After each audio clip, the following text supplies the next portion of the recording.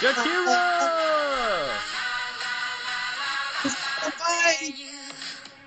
Mm. World Cup 2018. Let's It's a go. throwback. Mm. Mike and Lebs talking football with you once again. It has been one of the most unbelievable days of the World Cup that the world has ever seen. This tournament has been going on for so many years, and yet I can't think of another World Cup where there's been so many upsets, so much unpredictability, incredible teams going out, teams out of nowhere looking amazing. This is a great time to be a football fan, and we are so happy to be coming with you tonight. We have got an incredible pod. This is actually, we're making history on our podcast. We have two guests, not just one, joining us all the way from the western side of the greatest country in the world, Texas. We have none other than Captain Nate Detterman, OD. Nate, how you doing, buddy? Wonderful. Glad to be here. It's just good to be back. Feels good to hear you guys in my headphones. Good. I love it. Also, joining us, he's a Miami man. He's a Colombian. He's got that flair, that Latin flair that I think we've been really lacking on this podcast. I only know him with one name because he only has one name, because he only needs one name. Esteban! What's going on, Esteban? How are you, brother? I'm excited to be on the show, and I'm really looking forward to discussing some football, discussing the curse of the champion, discussing the black horse of the tournament that I think is Colombia. Oh, I love it. Good to have you, man. Really excited. And of course, as always, Michael Flowers. Mike, what are you up to tonight? Are you recording this from a party? No, hell no. I don't have a life. No, not doing anything interesting. Adopting a dog, and I'm very interested in talking about the dark horse of this World Cup, also Croatia. Oh, I can't wait to hear you guys debate. Beautiful. Okay, let's get straight into the football. But before we start, Esteban, give us about a minute to 2 minutes to talk about your background and your love of the beautiful game and where it came from. So tell us about when you first fell in love with football and how it has affected your life. All right, so football is pretty much the national sport in Colombia. So I was born there. I was raised there. I lived there until I was about 8 or 9 years old. I first got into football because of my dad. The local team, it's actually the local team from where I'm from. It's called Deportivo Independiente Medellín. And I guess the moment for me that did it was in 2002. In the Colombian League, Medellin is typically, not a great team, a mid-table team. And in 2002, for the first time, I was a young kid back then, but for the first time in 40 years, Medellin had been champion of the Colombian League. And that was just a really special moment because my dad pretty much went his entire life without seeing that team champion. And I was such a young kid, and I got to see that team become champions for the first time in 40 years. It was so unique. And and then as far as like European teams, I really like to watch Roma. Italian soccer is really followed in Colombia, and I'm also a big football player myself. Like I was actually just playing football earlier today, and yeah, I love the game. I love to watch the game. I love to watch literally any league. I mean, mostly the Italian league I like to watch most. And a lot of South American football. I watch a lot of South American football too, guys. Awesome. And yeah, that's pretty much my story in a minute or two about soccer. Yeah. Beautiful, man. Thank you for sharing that with us. What position do you play? I play defensive mid. Awesome. Who would you liken yourself to as a player? I would say I'm a mix between if I were to combine three players, I would say I'm a mix between Casemiro, Busquets, and Pirlo. Ooh, Pirlo. Oh, Yes. wow. That Now, sounds do you amazing. drink the wine after or before? Because that's pretty good. No, I drink wine. I drink the wine during the game. Yeah, as you Yes. should. As you Ooh. should. Beautiful. Thank you so much for being on, my friend. Okay. I'll say it. Esteban is handsome enough to get the Pirlo mix in there. So I totally said in full support of that. You a long hair or a short hair guy? Uh, I kind of have like the long hair look, but it's short on the sides. There you go. True footballer. All right, boys. Well, man, it has been an unbelievable World Cup so far. I say that we go through this with the groups because as of today, we are almost done with the group stage.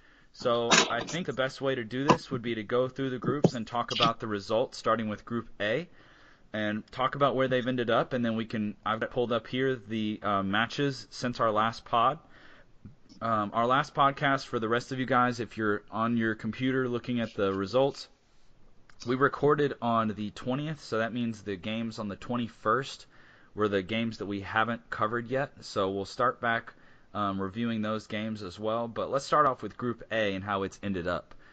So when we did our predictions, I don't think, Mike, did we predict Uruguay and Russia to be the two to get out of Group A between Uruguay, Russia, Saudi Arabia, and Egypt? I do believe that we picked Uruguay and Russia to get through. But I'll ask Mike, I'm going to go ahead and ask you, how disappointed have you been with this Egyptian team overall, and how do you think it will affect Mo's season at Liverpool this next year? I'm pretty disappointed. I did have Egypt going in over Russia. Russia's been a big surprise to a lot of people. Doping, I don't know, the elevation of having the home World Cup. Only one team has ever not made it out of the group stage as the home country, which was South Africa, so that's kind of interesting. But they seem to have stepped it up to this really nice level. I'm incredibly disappointed with Egypt, and I don't think it'll affect Mo's season. There's a lot of reports coming out that he was kind of like pimped out as a player, and like all the reporters and like celebrities had access to him. Their training camp was super distracted, and he did not have a good time. He's not going to retire from the national team, but I don't know. I mean, it's a big disappointment. That's the first time they've been to the World Cup in 28 years, and super high expectations. Yeah, he unfortunately, it's just not enough to drag an entire team as Messi deals with all the time. Nate, what have you gotten to watch any of the Egypt games, and what did you think watching it? Because I know you've watched some of them. What did you think watching the Egyptian team, and is this Mo's fault that they're not making it out of the group? Yeah, so I've done pretty good watching most games. I'm kind of waiting to report to duty for Army, so I've had a lot of times in the mornings. So that's been pretty nice. I've watched most games, if not seen everything. And I actually, Caleb, I know I wasn't on the last pod, but I actually had a prediction for every single game, and I had a prediction for my group. So I actually had Egypt and Uruguay going out of there. I did not pick Russia. And so, yeah, obviously with me, I kind of had high hopes. Obviously, I'm all on the Mo train. And I think I even had Egypt winning the group, to be honest, which was kind of crazy with 2 wins and a tie or something. But, it's tough. You got to look at, they barely got in with a penalty kick. I think they're riding the Mo hype train a lot. And him not necessarily being 100% fit, I think, played a part. But, yeah, for the most part, I think they ran into a Russia team that was really good. And I think that first game, because they played Uruguay first, I believe, and had a kind of heartbreaking loss. Mo didn't play, and then everything else going on, I guess, I was just kind of bummed. But, it is what it is. I'm not terribly worried about Mo. I think Mo's starting to realize that, like, even though he's proud Egyptian, I think he thinks Liverpool might be a little bit more like home right now. You could just kind of feel like he wasn't really into it as much, but it was tough. It was kind of sad. You wish you kind of were hoping they could be a kind of a dark horse coming in, and but it just didn't really pan out. That lack of celebration there at the end was a little painful. I'm talking about where he scores that. I think it was his first goal of the tournament with that long ball over the top. He taps it in and then doesn't celebrate, just to kind of let everybody know how unhappy he was. Let's go ahead and move on. Unless I will say this, I'll offer it out to Esteban. Esteban, do you have anything you'd like to say about Uruguay? And what do you see as how far do you see Uruguay going in the tournament now that they're into the knockout stage? Well, I will say this, that out of that group, I had Uruguay and Egypt making it through. I think it was a bit disappointing to see that Egypt didn't quite live up to what a lot of us expected. Just because Mo Salah is not the only, I guess, good quality player that they have. They also have Elneny from Arsenal, the defensive midfielder, and Mohamed Hassan, who plays in the Turkish league now, but was previously playing in Anderlecht in the Belgium league. And I mean, those were like the three guys that I was like really looking forward to watching play for Egypt, and I thought that they had enough quality to make it out of that group. So I mean, just to kind of add to that, I was also very disappointed to see Egypt leave the tournament. Now, as far as Uruguay, I think Uruguay reminds me of Atletico Madrid. And Uruguay have been playing that same style of football for the past 15 years. And it's worked for them. In the past 3 World Cups, they have made it out of the group stage on every World Cup. And it wouldn't surprise me if they make a deep run this tournament. It wouldn't surprise me. They're slated to play Portugal in this next match. Do you see them having a big problem with that? I think that Spain would have been a more comfortable matchup for Uruguay, because they can match up to that style of Spain and defend well, because that's their strength. I mean, Uruguay has not conceded a single goal so far this season. Wow. And I think it'll be an interesting matchup with Portugal, but I think that Uruguay will pull it out, and I see them winning that game. That would be I honestly think that would be an upset. I think that Vegas will probably have Portugal as the favorite in that game. I could be wrong, but I feel like Portugal are the favorites going into that game. So I do think that would be an upset if Uruguay beat them. But I could see it. I think it is 2 evenly matched teams that do play similar styles. So that'll be something to watch. While I've got you talking, Esteban, let's go ahead and jump to Group B. And I don't think any of us are surprised that Spain and Portugal topped the group. Was there anything surprising about the play that you saw from Spain and Portugal, and any surprises that you have from Group B, Esteban? From Group B, so I'll be honest with you. From Group B, I had Portugal and Morocco making it through. Oh, wow. I didn't have Spain making it out of the group. I think Morocco played well, but in football now, playing well doesn't mean anything if you don't win.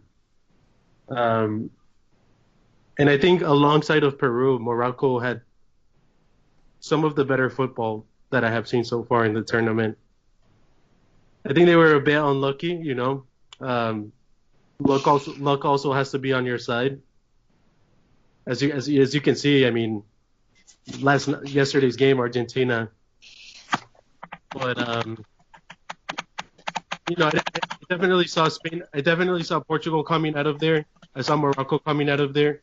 I mean, I like to root for the underdog, so a part of me was rooting for Morocco just because I think they were considered an underdog. Yeah. I don't know if somebody is typing or something. I'm getting a lot of noise in my headphones right now, so just be wary of that. Yeah, more snare. More snare. Please, can I get more snare in the headphones? Where's my? I really appreciate that underdog pick there from you, Esteban. Mike, talk to me about this group, and do you have any surprises, and what do you see from Spain, particularly going forward? Because I feel like Portugal has played about what we thought, but this Spanish team is not looking like the Spain that we're used to, in my opinion. So give me your thoughts. I think they're going to struggle. They are It's weird. Like, yeah, they've scored this. Portugal scored 5 goals, Spain scored 6 goals, and they had that big 3-3 tie. But they just look weak to me. And like the contrast with Portugal team, I see a Portuguese team that like can dig deep, grind back, pull itself back in games. At one point they were down 2-1 to Spain. I think Portugal. I mean, that's tough because Portugal's first game out of the group is Uruguay. That'll be a good one. But overall, I think this. I didn't expect that. Like this Portuguese team is more balanced.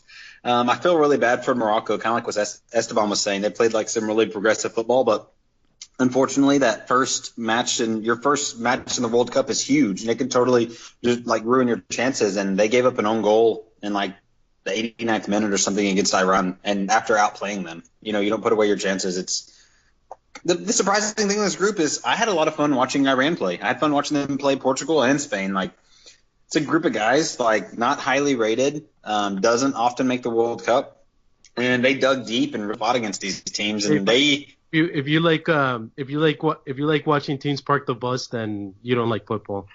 Come on, man. And that's the thing; it's a small nation. And watch the team park the bus for 90 minutes, then I'd rather rewatch Friends or something. I'm not gonna watch Iran in the round of 6. Come on, let's be real, man. Esteban shooting daggers at the Man United fans out there. That's right, we're coming at you. All right, that was my surprise. I'm surprised that I enjoyed watching that. I don't enjoy parking the bus. They're just kind of interesting. I also don't have great feelings for Spain. So the Spanish team is just, they're not moving the ball as fast as we're used to seeing. They're not creating the chances that we're used to seeing. They're still an aging group. It's the same group of guys that have been there for a long time. I'm disappointed every time I've watched them to say that my boy David Silva is not having the impact that I'm used to him having. He's playing further forward, and I'm just not. I have not been impressed by this Spanish team. Diego Costa is doing what he always does. He is so consistent, so you got to give him props. But they've got some good young players, and they haven't been bringing the youth and getting them as involved as much as I feel like they should. I think I don't know if there's much more to talk about with that group, and there's some exciting stuff to talk about further on. So let's keep moving, okay? And I'm gonna one thing to say about that group. Yep. If we can't overlook what Ronaldo has done. All right. If you talk about a guy who puts his team on his back, that guy has shown us that he is a true leader. Yep, he is, and you have to have the conversation. What has Messi done in the World Cup to put himself on the same level as Ronaldo? And so far, the results for Messi have not been there.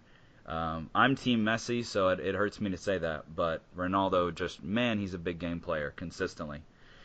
Let's keep going. Group C, France, Denmark, Peru, and Australia. France tops the group with 7 points. Denmark comes in second with 5 points. Peru and Australia with 3 and 1 respectively.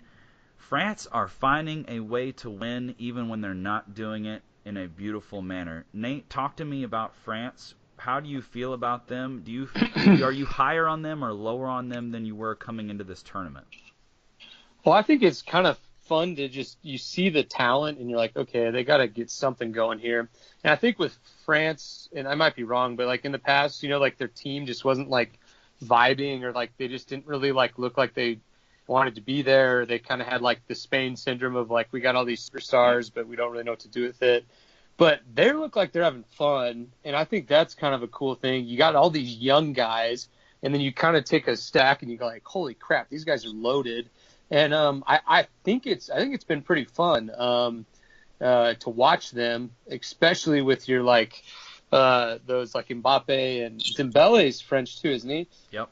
Yeah, so you got Mbappe, Dembele, and then you got obviously Griezmann. So you're like, okay, we got these like attacking guys that are great, and then you kind of just take a step back and you're like, holy cow, these guys could do it if they want. So I think it's been fun to kind of just see them go out and have fun with the youth. They look like they're enjoying it. They're not as stuck in the whole like, we're France, we have to do great things. And I think it's just been more fun to watch too. So I've been impressed. I'd say I'm higher with them because normally I haven't really been that impressed with them. Why have they only scored 3 goals? I'm gonna ask you that, and then Esteban, I want you to answer that after Nate. Why have they only scored 3? Yeah, and that's true. And I mean, 2 of those came against Australia. So you're like, okay. Yeah. But I don't know. It could be just still finding that rhythm. I mean, that's the tough part when you have 3 guys that are like 3-4 guys throw Pogba in there, and he scored, that are all the studs on their teams. I mean, it's kind of hard to try to find that rhythm. Peru, they got 1 on. Peru's a good team. I mean, And then they had a 0-0 draw. Yeah. One of the first in the history of the tournament. Hey, you know what? You know what I think of when I see France play? A bunch of soulless, overrated players. That's what I think of France. Boom. A team that should have not made it out of the group stage. Oh. A team that plays with no passion. A team that, you look at France historically. You remember, you look at that 98 team. I mean, I would compare this generation to that generation, but those guys play style, with passion, with love for the game. These guys are soulless, and it upsets me that they make it to the next round playing as poor as they did, because I would have much rather seen Peru or Australia make it out of that group instead of France. Yeah, definitely Peru for sure. I felt for Peru. But Esteban, Paul Pogba has amazing hair, and his dab academy is incredible. Shouldn't that be enough to get you through? Well, I mean, are we watching the World Cup or are we watching MTV? His Instagram game is on point, though. He has played better than I thought he would, though. By the way, he when you watch him in the Premier League all year, I feel like he's actually done a little bit better than what I expected. So I got a text message in our group from Harrison Amburn on the game where they beat on their last 1-0 win, and he said Pogba dropping dimes, and I'm like, oh, okay, I'm excited to see this. So I watched the entire game when I got home that night. He had 1 dime, and that was the assist for the goal. And other than that, he was almost invisible once again. So I still it was a beautiful pass. He does some beautiful outside of the foot passing, but he's still not making the difference that he needs to. So I'm not letting him off the hook yet. But it's the possibilities there. I will give you that. You know what told me even before the World Cup started that France is not making it far. And I will even say this: France is losing their next game against Argentina. Wow. What told me that France is not making it far into this World Cup is maybe a month or 2 before the World Cup started. France played a friendly against Colombia. First half, it's 2-0. France is winning. They're playing in France. They're playing at home with their people at their stadium, And second half, Colombia turns it around, wins 3-2. If you lose at home like that, this is kind of like your goodbye game to the French people. If you lose at home like that to Colombia, which I think Colombia is a quality side, but if you just lose a 2-0 lead against Colombia in the second half and lose the game 3-2, I can't take a team. I can't take a team like that seriously. Not to mention the U.S. draw against our little pups. Yeah, we had our under-21s, and France had their studs in, and we drew against them. We almost beat them. We were ahead of them for a good portion of the game. And I believe that was in France, too. Yeah, it was. Yeah, good shout. Well, I mean, at the end of the day, we all hate the French, so it's Mike, talk to me about Denmark. Did you think that they would make it out of this group, and what do you see from them going forward? Oh, man. This whole group, the story of this, and Esteban had me on the track before the World Cup started. He's like, dude, seriously, Peru, watch this team. And I remember watching Peru versus Denmark, and you could see it in that game when I think it was Cueva missed that penalty. That was when Peru's World Cup started off the rails there. And, Denmark, everything's going to go through Eriksson. They've got a relatively balanced team. I think they've got a pretty tough first match. I think they're playing, or not tough, but they're playing Spain. I don't know. I don't think that team has the grit. I'm not that convinced. They're playing Croatia. They're playing Croatia in their first game, Mike. Oh, really? Yeah. I don't think Croatia's my hot pick right now. I don't think they'll make it any further than that. I mean, they're a decent team, but I mean, Peru played the best football of this group, and it's just it goes like if you don't put your chances away, like it is what it is. Mike, so And like segue, keep talking, and go ahead and talk about Croatia. They topped Group D. Let's go ahead and just keep on going. So roll through Denmark and then go into Croatia. yeah, so the only thing I'll say about that group, like France is just disappointing to me. All those players and I don't remember which game I was watching. I want to say it was against maybe it was against Denmark. I don't remember, but they were up 1-0. And then like pretty early into the second half, they start time wasting and like taking the ball to the corners and stuff. And I'm like, this is just like disgraceful. Like, and I watched an interview from Didier Deschamps, their coach, and he was complaining about Denmark. He's like, if they're going to come park the bus, then whatever. We're not going to try that hard because we're already qualified. And I think that kind of like capitulates what Esteban was saying. Like, where's the desire? Where's the passion? Yeah, that was that 0-0 draw. That was that 0-0 draw with Denmark. Sorry, Nate, I cut you off. What were you saying? Oh, great teeth, French coach. Check it out. Yeah. So Group D is really interesting. Like unpredictable things happening back to back. So first game Nigeria plays, they look like they couldn't care less, didn't have anything up, and then they come back and beat Iceland and sort of make a match with Argentina. Croatia scoring 7 goals, only conceding 1. I think they look good. I think they have a balanced team. I think the concern will be, and I know this is strange because they've scored quite a few goals, I think they might struggle for goals in the knockout stage when they come against like a formidable defense. But you've got Rakitic and Modric like stroking the balls around the field. I love watching them play. They showed up with tons of passion and desire, and they're meeting that talent, and they've gotten better as the group stage has gone by. I don't know. I think there's the romantic in all of us that wants to see Iceland, do something, but it just wasn't enough. There's like a really well-coached team unit, but quality-wise, like it just wasn't there. Hey, Mike, hold on. The romantic in all of us, no. I don't want to see any more teams parking buses in the field. So if you enjoy watching that, put yourself in that, but don't include me in this. Esteban, you picked Argentina to win this World Cup. What have they done to show that they're worthy of winning the World Cup? They haven't shown anything yet, but I'll tell you what though. After yesterday's game, I will make a bold statement here and say that Argentina will at least make it to the semifinal. Let me ask you this too. We're talking about Argentina. Have you been like reading about like the interplay between Messi and the manager and everything?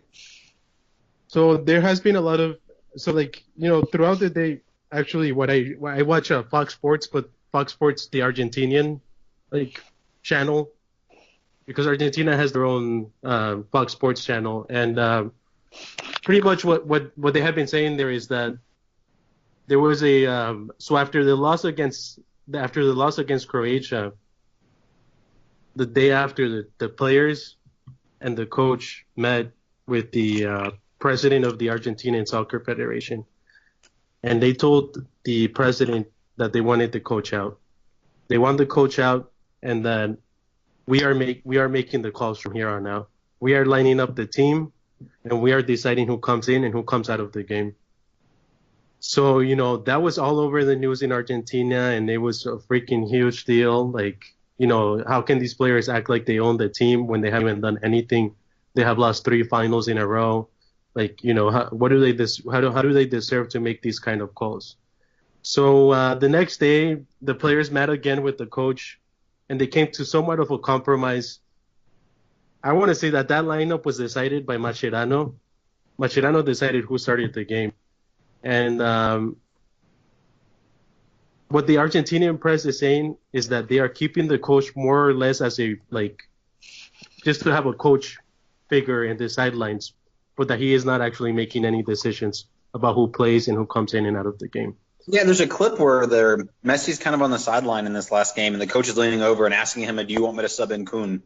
Do you think a coach should just quit? Is that humiliating? What are you actually at that point? Because you've been pretty much left down. The problem with this team is that the real issue here is that it has been said time and time over again that this is Messi and Messi's friends. That is the team. That Messi only calls players that are friends with him. That's the reason why Icardi is not in this team, because he's not friends with Messi. That's the reason why there are just, a lot of players have been left out just purely because they are not friends with Messi. So Messi is the star, but does he deserve that kind of power? I mean, I'm more on the side that a player should not be deciding who is on the team and who is not. I do feel for him because the shadow of Maradona looms large over him, even to the point of where they were before the game. The camera was analyzing Maradona's body language versus Messi's body language and comparing them pre-game. It's like it's ridiculous. It's gotten to a level where everything he does has to be compared to Maradona. Maradona's up in the stands, flip bird to people when they, at the end of the game. And go ahead, Nate. Getting blitzed. Yeah, getting absolutely hammered, snorting Hospital. lines of coke. No, I don't know if he snorted lines of coke, but it felt like that kind of a situation. So it's gonna be tough. It's got to be tough for Messi. So I do feel for him. But yes, Esteban, you make a great point about a player should be limited on the amount of power that he has. There was word that came out from the Man City perspective. Kun Aguero gets absolutely crucified constantly and scapegoated on this Argentinian team. And he has scored one of the only goals that Argentina has had so far this tournament. I know he doesn't typically play that well for Argentina, but he did not start this game. Higuain started instead of him. I say this game, the last game where they won there at the end. And I don't know. I obviously am Team Aguero. Being a Man City fan, I'm very biased, so I don't claim to be impartial on this, but it does bug me how he becomes the scapegoat for the lack of goals a lot of times. On another note, Nate, how ridiculous was that Marcus Rojo, the center back for United, is scoring a volley for the winner for Argentina there at the end? What did you think about that? Well, it was a great goal, by the way. But yeah, crazy. Like, it doesn't make any sense, and it kind of goes back to, I don't know. I don't care if Messi's in control or the coach is in control. Ain't nobody doing anything right from what I can see. It's the kind of that everything that, like, your story has on, that's crazy, but it makes sense. Like, it's kind of like a free for all on the sideline, and I don't know if they necessarily did better by them being in charge, but I don't think so. I think Nigeria was really close to winning that game, and I don't know, but it's just another thing. Yeah, and you're watching this when, like, your opinion, Caleb, and obviously we like Premier League, so we know how good Kuhn is, but it's like, it's kind of one of those things. You got this stud on your bench, you got these other players, something's not working, you're not scoring goals.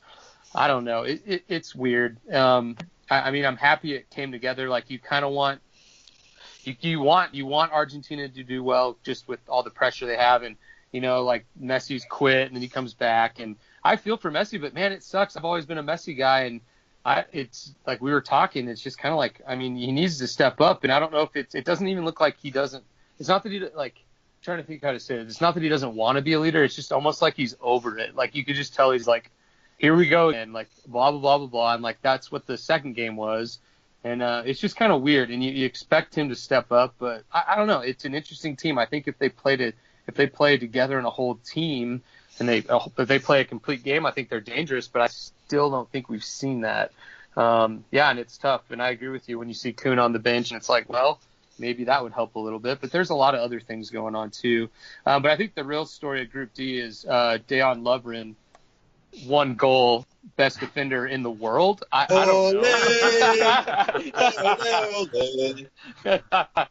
No, but awesome. Real talk though, giving up 1 goal to Iceland, I'm pumped. Lovren's playing out like a beast, so I have to do my Liverpool plug there. For how much crap Lovren gets, I think he's played really well all year, including for Liverpool, and he's been a beast for Croatia. So I think it's been fun. So I think Croatia's scary because no one really expected them to be here, and they're just like, all right, we got nothing left to lose, so bring it on. And we're obviously playing the best out of probably any of the teams. So I think it'll be fun. Argentina, who knows, man?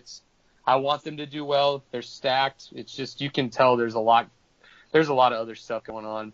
And Nate, while you're talking, France and Argentina play Saturday at 10 a.m. Central Time. Who wins that game? Oof. It's the battle of we're really good, but we don't know how to play together teams. I don't know. Like, it's – I don't know.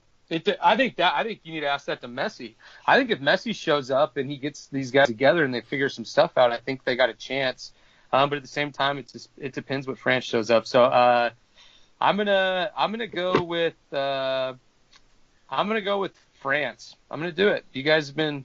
I think they might nut up. I don't know. I don't think Argentina's played anyone as good as France. I don't think. I mean, maybe Croatia, but I don't think so. At least with the star powers. Like I said, it's going to be the prima donnas who shows up and actually wants to play football, and I think that's going to determine it. But I'm going to go with France. Screw it. Mike, if Pogba gets another haircut, does France beat Argentina? I think. Oh God, no, I'm pulling Argentina. I think the desire's there, and I really want to believe that the desire will trump whatever France, this incredible luck and time wasting they've been doing. That's a good point, Mike. I don't It's know. frustrating because, like you said, France has the players, and like Esteban, overrated, but I mean it's a good squad. It's a balanced squad. They've got Conte, one of the best defensive midfielder. They've got a decent striker. They've got everything, and they just, like you said, they don't care. How much? I think the other thing for me is France has earned this respect just because of their history. But what has this crop of players won? They haven't won anything. They haven't achieved anything as a team. So why do we respect them so much then? It's true. Yeah, I think it's pedigree, just like you're saying. It's from history. Let's keep moving. Group E.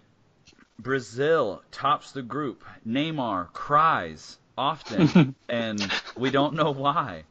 The Swiss team looks legit. Yeah, Mike, what's up? This is your baby. I want you to talk about this group. I'm going to make it this.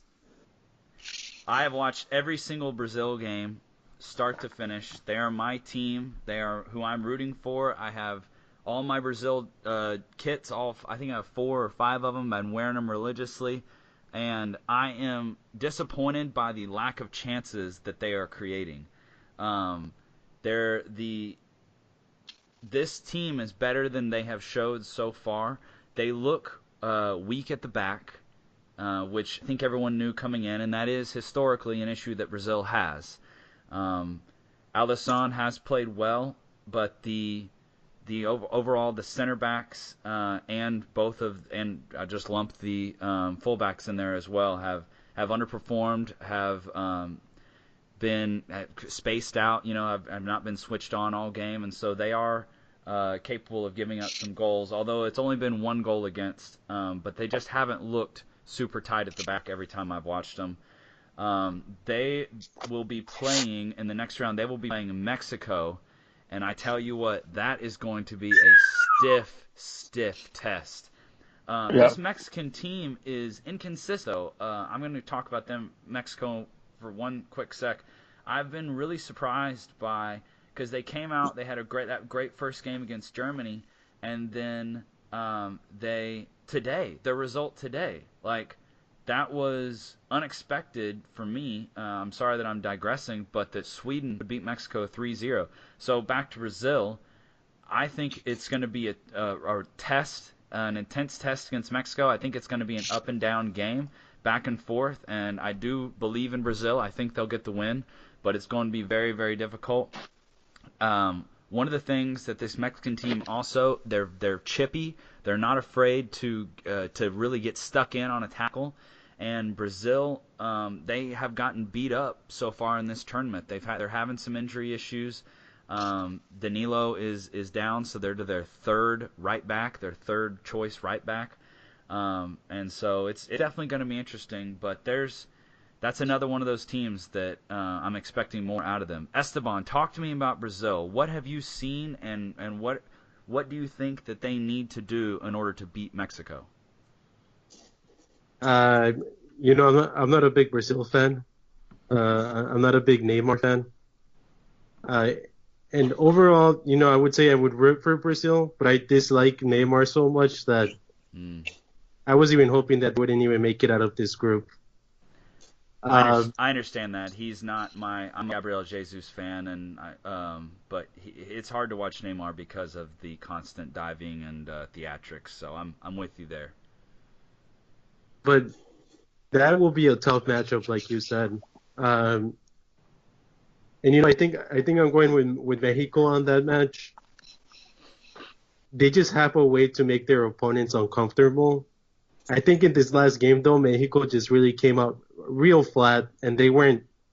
I think they were a bit too confident, and losing this game will now have them on their toes.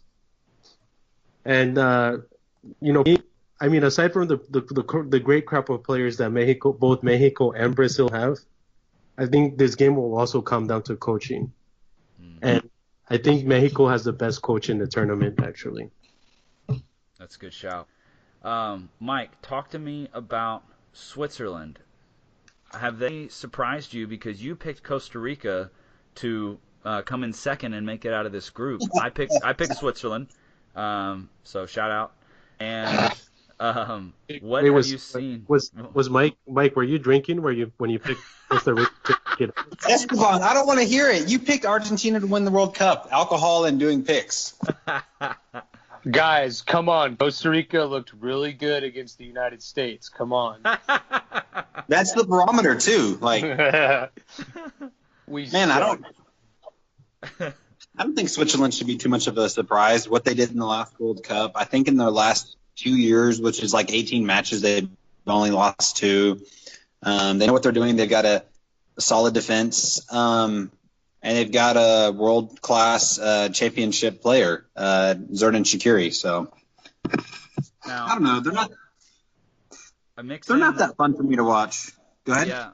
I said, have you heard about all of the insane political intrigue surrounding it with Shaqiri and Xhaka and everything going on with that? Yeah, Albania, right? Albania. Yeah, Albania. Yeah, that's been kind of interesting. And that team has a lot of like Albanian representation and like ethnicity on there, and they're not getting banned. I think they're going to have a fine or something, but I don't know. Is that a political statement or is that like nationalism? Yeah, I don't think it's that big of a deal. I think it's kind of a thunderstorm in a tea kettle or whatever. I think it's only a big deal to them. It doesn't, to me all the way over here, it's like, whatever. Be proud of where you're from. Like, it's not a big deal to me. Switzerland are going to be playing. Let's see, Sweden. Oh, Sweden versus Switzerland in the first round. In my opinion, what a worthless matchup. Everyone, one word. Who's going to win this? Who cares? Switzerland. Yeah. Seriously. Yeah. I mean, who cares? Like, I'm sorry. I know they care, but I couldn't honestly tell you a big difference between these teams. I've watched both of them play. They play similar style, in my opinion. And I think Switzerland is the better out of the two teams, so they will probably advance. But, I mean, if you asked a huge portion of football fans around the world, I bet they couldn't tell you a difference between this team. Sweden parked the bus for like 180 minutes in the playoff final against Italy, scored kind of a lucky goal. Like, how the hell did they win this group? Like, it was just by proxy by the end of it. Like, I think like Esteban said, Mexico should have won this group. They came up flat on that last day. But I mean, like, this, dropping Zlatan and barely making the World Cup, and like, I don't know. I watched that game against Italy, and a lot of players fell on the ground and started crying. I know this means a lot to them, but unfortunately, I don't think they have a chance. I don't know. I don't think they have a chance against Switzerland. Yeah. Can we talk about how just nuts this morning was, though? Yes. I'm sitting here, so I'm actually in the process of painting a shed, so I have to start paying rent for my parents now. I had the radio on for one game, and I had my iPad watching the other game. And I'm sitting here going, like, what the hell's going on? Like, literally anyone could win this game. Like, any of these 4 teams could win, and that makes no sense to me. And it was just kind of I thought this was the most exciting group finish that I can remember, because you're talking South Korea could have qualified if Mexico won, and then they beat. I mean, it's just nuts because of all, and the same thing to that token, Mexico could have got kicked out after winning their first 2 games. I don't know. I just thought this was a really cool storyline, I guess, just for how the group stage finished. Usually you don't see that, and it literally could have been any of the teams. So I just wanted to make a point. I thought that was one of the most exciting finishes like I've ever seen, just because you didn't know what was going to happen. Absolutely. And it could have very well been South Korea, Mexico or something. Like it's just crazy. It was cool. There was a picture that surfaced on the internet from Russia. There was a group of Mexican fans that put a Mexico jersey on a Korean fan and like were carrying him around and celebrating. Yeah. Good scenes. Love to see that. Let's move on to what we've all been waiting to talk about. At least I think we have. Group F and Germany. Oh my gosh. Esteban, just go. I know you've got some stuff to say. Let's hear it. Give it to the Germans. What the heck happened? I think Germany's mistake, one of Germany's big mistake is not bringing Sane along. Oh, yes! I knew I was going to like this guy. I love it. And not bringing Sane along, they paid the price. You can beef up your midfield all you want, but if you have no one to pass it to on the wings, then that's not going to get you anywhere. And I think that was Germany's big problem. They didn't have anyone out wide. They had all these great midfielders, but they have no wideouts. They don't have good wingers, and it was a bit upsetting to not watch them make it through the group, because I definitely wanted Germany to make it out. But it's happened. Is it a curse? I don't know. I mean, France didn't make it through. Spain didn't make it through. Italy didn't make it through when they won the World Cup. So maybe it is the European World Cup winner curse. Mike, talk to us, man. How shocked are you?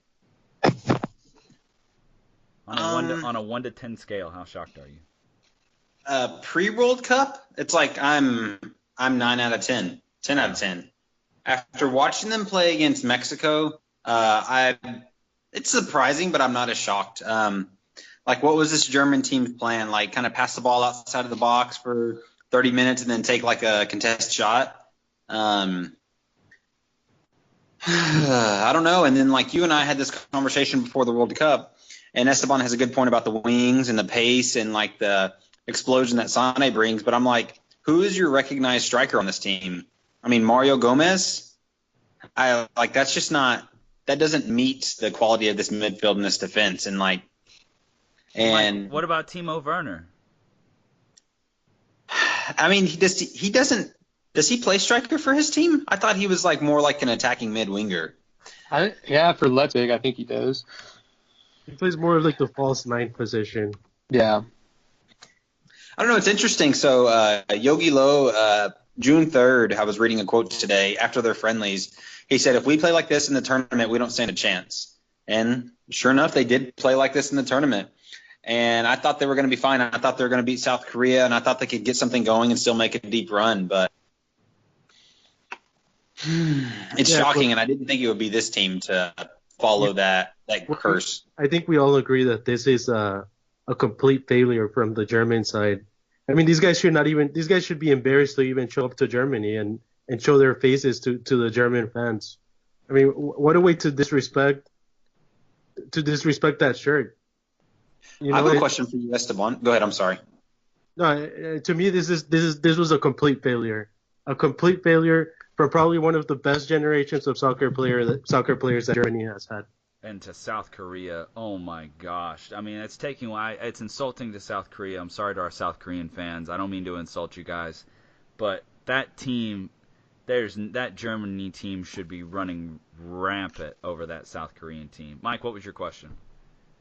So Yogi Low has taken this German team, I think, to 7 or 8 consecutive semifinals in all tournaments he's been in. I think that includes Confederations Cups. So we're talking about like Euros and World Cups too. Is he done, Esteban? Like, period? Is he gone? I think he's gone. And I think that, I mean, what do you think Germany expected? What do you think the German Soccer Federation and the German fans expected? Another championship. Win, period. Win, period, and not even making it out of the group stage. I mean, that's just complete failure. Will he be fired or will he step down? He will step down. I anticipate that he will step down. The interesting thing, though, is where does Germany go from now? Do they change their identity as a team? Do they stop trying to emulate that Spanish football, or do they bring someone along like Klopp? I think Klopp would win a World Cup with this team. Yeah, I think Yeah, so. they need more. They need more excitement. They're too dang fast and too dang talented. Very, very intriguing stuff. We just gotta seriously say that South Korea did an incredible job today playing their game. Though they did, Yep. yes, they did park the bus, but it worked. They got down there, they got the corner. Oh my gosh, that was a soft goal though that they scored that corner on. Like that's one of those things where there's some World Cup voodoo, some magic going on, because that ball just crept through like 4 or 5 players to finally find that open South Korean player right there at the back. And what was amazing was when you watch it, all of the German players standing around that guy are frozen. They don't move because they're so shocked that that ball dribbled its way all the way back to him. And props to him for having the presence of mind to put that ball into the roof. Instead of just trying to smash it as hard as he could, he just lifted it straight into the roof. I mean, that's the type of composure that wins games and allows you to beat a team like Germany. So props to South Korea. Here's a shocker for me.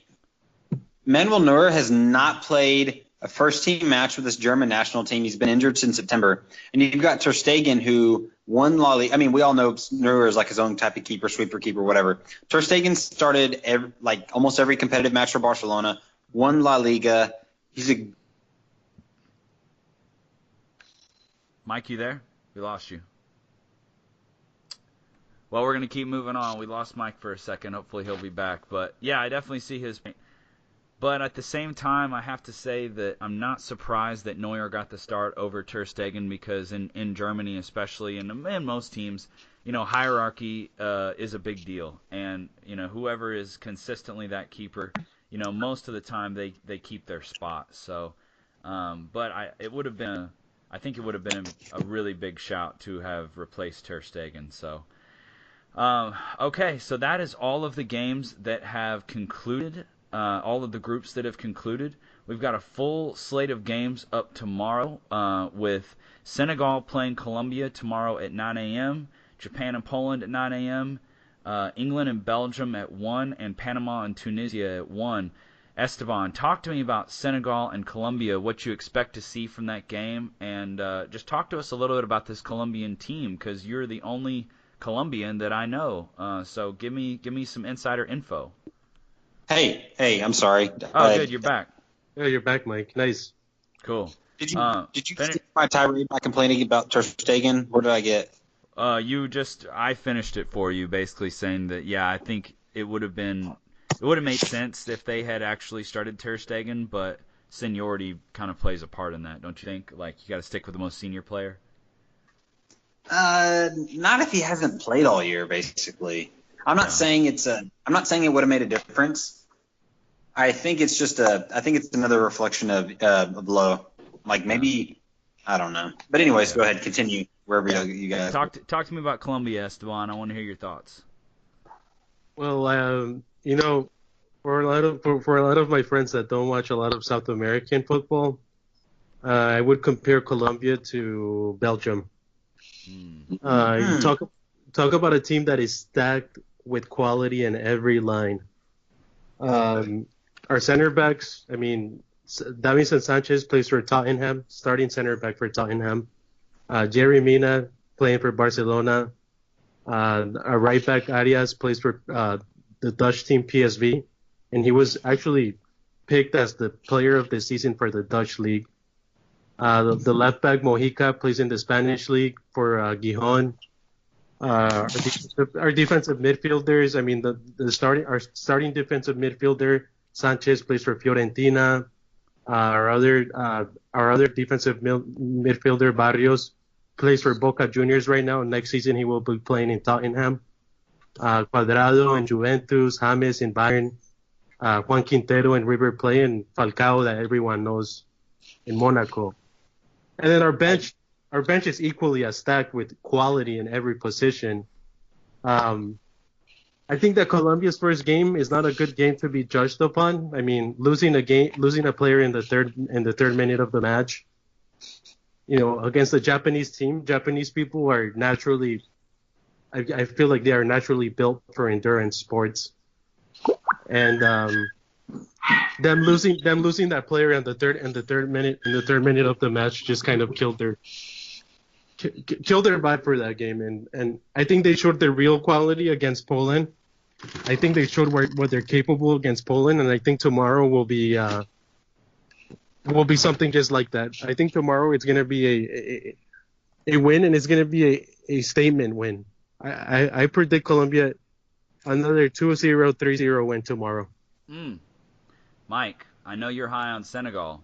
What is your do you disagree with Esteban's thoughts on the game tomorrow? I don't. I think the game we watched when we watched Colombia play Poland, and I mean, even in that Japanese game, like at times the way they could stroke the ball around and very clinical, and then in that Polish game, like just totally wiped the floor with them, and you saw just how quickly they can slice through your defense. I'm curious what Esteban thinks. I do think Colombia will beat them, and unfortunately, Japan will probably go through in this group. I believe that, even though my heart for Mane and the only African team who's sort of showed up for the World Cup. Esteban, I know you and I kind of talked about the Senegalese team, and you've admired them. What if this team has a chance to get after Colombia? Like, where will it be? What would you say, if anything, concerns you playing up against Senegal? I think their speed concerns me a bit, but I think Sanchez has showed that he has the speed to keep up with anyone. I mean, that guy in Tottenham earned the starting spot in no time, and he has showed that that guy is pretty much built for the Premier League, because that center back is all speed and power. I am concerned a little bit about our right back, the Arias. He's not a real fast guy, so I feel like if Senegal is going to choose a side to attack, it will be that side. So I think Colombia will come up playing careful first, but I think that they will find a way to control this team. I mean, too much, right? Too much quality. Yeah, I think that the issue with Senegal is the decision making is not the best. And if they get down early in the game, 1-0, they will start to play desperate ball, and Colombia is deadly when the other team starts playing desperate ball. Nate, do you think that Mane and his boys have a chance against Colombia tomorrow? I think they definitely have a chance. I think like what Esteban was saying, though, I mean, they're going up against a powerhouse in terms of talent. But I don't know, man. They're scrappy. I think they have played a pretty good job. I mean, the 2-2 against Japan, like, it was a pretty hard-fought game. And Poland, I mean, who knows how good Poland is, but they still found a way to win. They're scoring goals, and so I think that's a good thing. I think it just kind of I think this game depends on what Colombia does, in my opinion. I think Senegal is going to make Colombia uncomfortable at times, but it's going to depend if, like, they get overpowered. So I could totally see, like, if Senegal is going to win this game, they got to score early, and they got to get Colombia on their toes, or on their heels, I mean, and just kind of worried. But I mean, if Colombia comes out, knocks one down, takes control of the game, I don't see there's any way that they can do it. But I mean, it's kind of that. They got the speed, they got the heart. They're having a good time, they're having fun. So that you always are worried about when those teams get hot, but that's the key. Is if Colombia can shut them down early and kind of go up, I think they're going to be in control and they'll put them away. I have two more. Go ahead, Mike. No, you go ahead.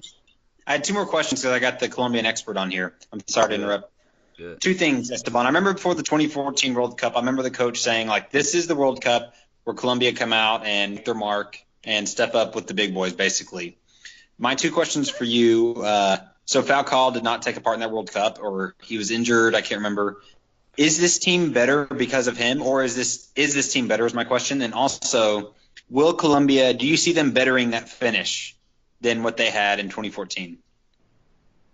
Now, in terms of quality, I think this team is more or less about the same. I feel like definitely in our defense, our quality has stepped up a notch, especially with Sanchez. I think Sanchez is an absolute stud. Like, Tottenham have gotten a bargain on that guy. That guy will not be sold for less than like 75 million euros if he is sold. Okay, if he ever leaves Tottenham again, that guy is a stud. And Mina, who is now in Barcelona, hasn't had a whole lot of playing time. I think he's a great player too. My concern with those two guys though is that they don't have a whole lot of experience, because those guys, that Sanchez is 22 and Mina is 23. So that's my concern with those guys. But in terms of quality, I think this team is a bit better because they have a bit more talent in the defensive line. Now, I guess my question to you guys is, Colombia plays first. Now, I think I predict a win. Let's say Colombia wins. Let's say Japan either ties or wins, and Japan ends first place, Colombia ends second place. What does Belgium and England do? Who do they want? Who do you guys think they want? Because whoever ends up first place in that group plays the second place from Group H. And who do you guys think they want? Yeah, I mean that obviously. I don't know if it's obvious, but in my opinion, it's obvious that they want to play Japan. I mean that's, so you get second place. So that's been a big storyline that has been brewing, is this complicated situation with England and Belgium, and which of them wants to get first place in the group versus second place, and then what they would have to do to get first or second place. Because, and I'm just going to go ahead and lay this out there, I don't know if everybody, I bet everybody on this pod already knows this, but I'm just going to talk about it anyway. If they draw, so whoever wins this game would win the group and then have to go on to most likely play Colombia if Colombia do end up in second in the group, which, as we've seen so far, nothing in this World Cup is predictable, so that may not be the case. But if it goes as we think it will. So I don't believe that either England or Belgium want to play Colombia when they have the option of possibly getting Japan. So that means that both of these teams probably want to get second place in the group, but it's going to be hard to get second place in the group if they both want to, because a 0-0 draw would mean that it would go through this weird tiebreaker system, because the two teams are so equal right now in the table. They have the same number of goals for, the same number of goals against, the same difference obviously in the same number of points. So a 0-0 draw doesn't separate them, and then it goes down to what they call fair play as the tiebreaker, which would be whichever team has the most cards, that team loses the tiebreaker. So are they going to be just out there trying to get carded? Are they going to be trying to score own goals? It could be absolutely bizarre, and I cannot wait to watch it. Not only that, I'm sorry, Nate, but not only that, just to add to that, whoever gets second place in that group either plays, they just have an easier side of the bracket in general, because if they make it through that first playoff game, the next matchup would either be Switzerland or Sweden, versus on the other side, whoever gets first place on that group, the following match would either be against Brazil or Mexico. So I think the second place winner actually ends up getting the better side of the deal. I'm interested to see what happens in that game, because I think those two teams want second place. I think the first place winner actually ends up being the loser in this group. And I was going to say the interesting thing is England's going to be second, right? So that game's going to be afterwards, so they're going to know dang well what the status of that group is. Isn't that correct, or am I wrong on that? Right. Yeah. Because England's in the afternoon, isn't that right? Yeah. The England-Belgium game is in the afternoon. Yeah. Yeah. So that's an interesting game. Yeah. So all eyes will be on that one tomorrow. Definitely a situation that I've never seen before in a tournament like this. So that'll be really, really fun to watch. So that pretty much wraps it up for what I had planned on us talking about. Is there? I'm going to throw it over to Esteban. Is there anything that you'd like to talk about before we close tonight? You want to plug anything? Nothing. I mean, this World Cup has been real surprising. I think we can all agree on that. I think that from the European side, who has really surprised me, I would say, is Croatia. I think we all knew that they had the talent, but I didn't think that they would come out and, make that kind of statement against Argentina and come out first in their group. And from the South American side, I think Colombia will surprise some people. I think that, if they end up getting Belgium or England, that will be an even matchup. And, it wouldn't surprise me that Colombia can definitely match up well to either one of those teams and can make a deep run into the tournament just based on the way that the bracket is set up for them right now. Because if they were to get second place, first or second place out of the first place in that group will actually end up having an easier side of the bracket. The second place has a little bit more of a complicated and more of a challenging side. But, we really got to see how the results look tomorrow. But I think Colombia will surprise people. And I think I'm looking forward. We don't know what's going to happen. It's been real surprising. So, we can't rule out Senegal. Senegal will be a tough matchup for sure. But I'm looking forward to it. And if they do make it through the next round, I'm looking forward to them either playing Belgium or England. And I think that would be a real entertaining match to watch. Yes, I totally agree. I would love to see that. I would like to see Colombia really play up to their potential because they were very hyped coming into this World Cup off their run of last year. I want to see James really get on his horse and start doing some stuff. He is a much better player than I feel like he's shown so far in this tournament. So that's something I'm looking forward to seeing. Mike, you got any closing thoughts?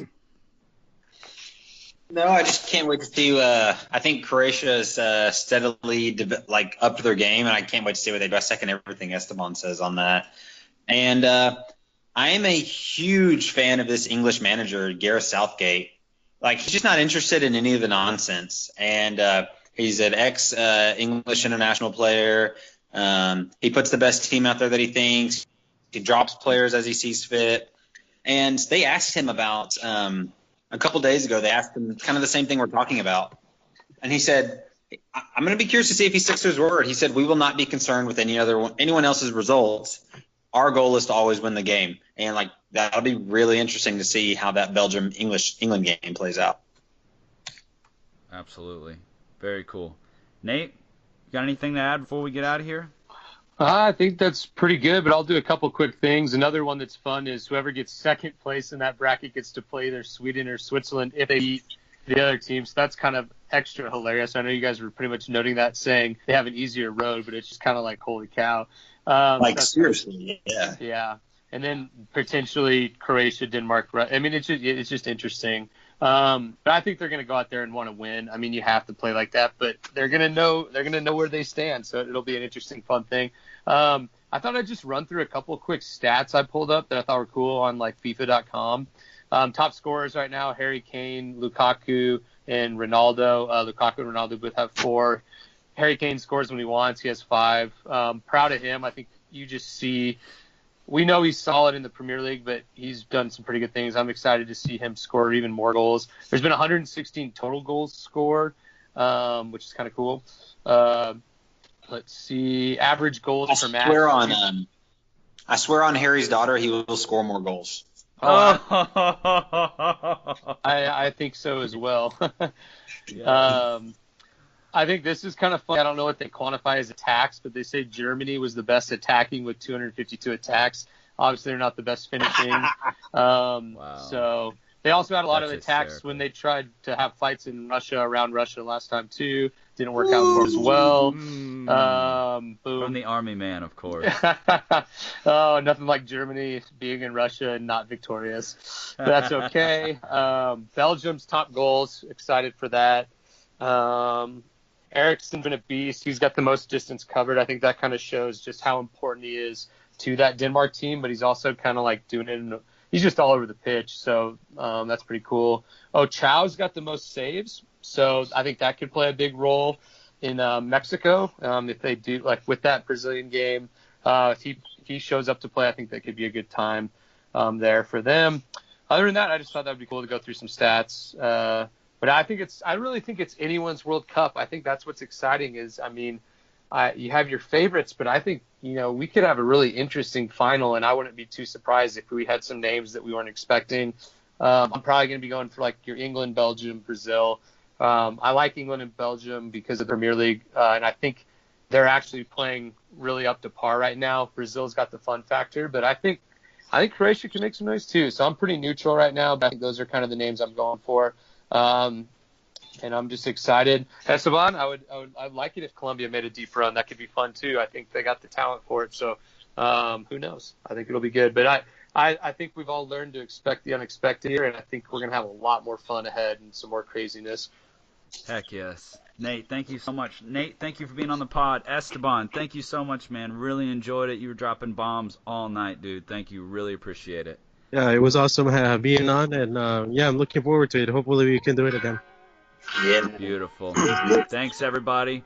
Hey, this is my edition of Music Corner. This is Feel So Good by Sinaj, a band out of Shreveport, Louisiana. Enjoy this. Thanks, everybody. Mike and Love you Lebs. guys. Good night. I was thinking about it yesterday. How you came from heaven, baby. Girl, you came from above.